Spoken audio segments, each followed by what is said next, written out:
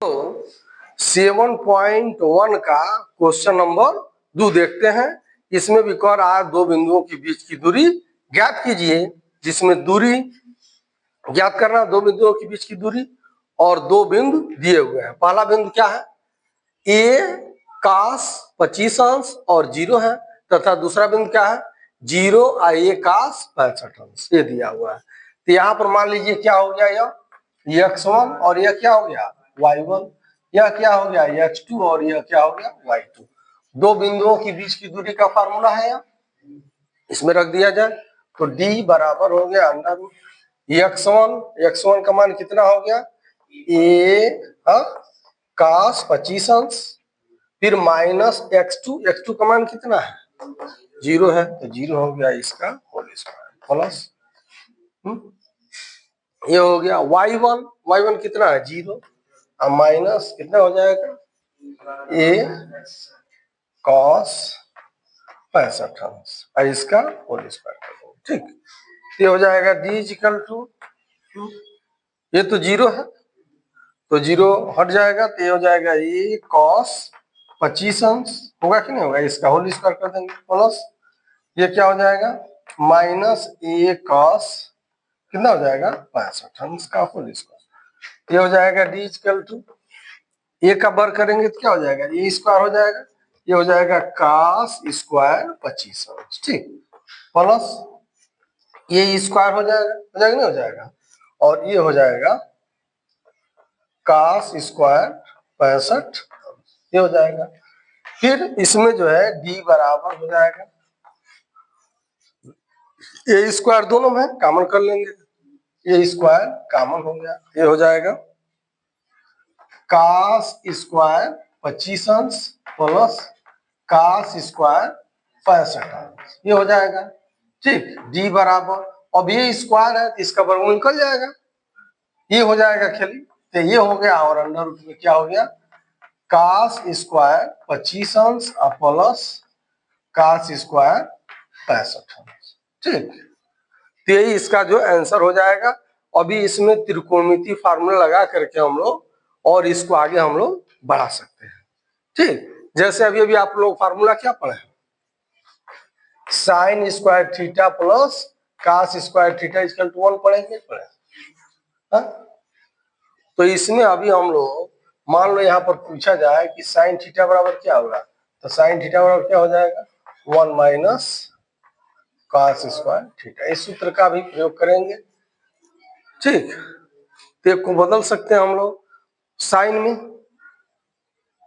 ठीक, तो उसको बदल करके तब ऐसा भी हम लोग कर सकते हैं।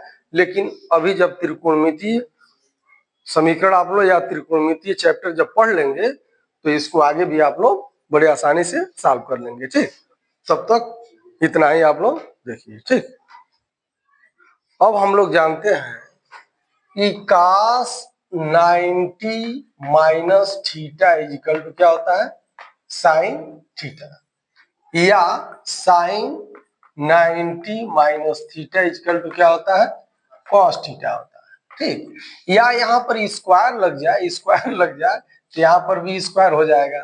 ठीक, यानी साइन स्क्वायर 90 माइनस थीटा तो cos स्क्वायर थीटा हो जाएगा, या cos स्क्वायर 90 माइनस थीटा तो क्या हो जाएगा साइन स्क्वायर थीटा। अब देखिए यहाँ पर जो लिखा गया है cos स्क्वायर 65 अंश, तो इसको हम लिख सकते हैं cos स्क्वायर 90 अंश माइनस 25 अंश, लिख सकते हैं ना, लिख सकते हैं। जब 90 में से 25 घटाएंगे तो कितना बचेगा 65, यह 65 ही लिखा गया कि नहीं लिखा गया है, हाँ cos स्क्वायर 65 लिखा गया है कि नहीं लिखा गया है। इसी cos स्क्वायर 65 को जब हम लोग लिखते हैं तो यह ऐसा हो गया कि नहीं हो गया cos स्क्वायर 90 माइनस थीटा, तो क्या हो जाएगा साइन थीटा, यहाँ पर थीटा है कि नहीं है, ये थीटा हो गया, ये भी क्या हो जाएगा साइन स्क्वायर 25 अंश होगा कि नहीं होगा, ऐसा होगा। तो अब हम लोग क्या करते हैं इसका उपयोग करते हैं इसमें, तो क्या हो जाएगा d बराबर हम लोगों ने लिखा है, ये बाहर हो गया है अंडर रूट, ये लिखा है cos स्क्वायर 25 अंश, लिखा है कि नहीं लिखा है।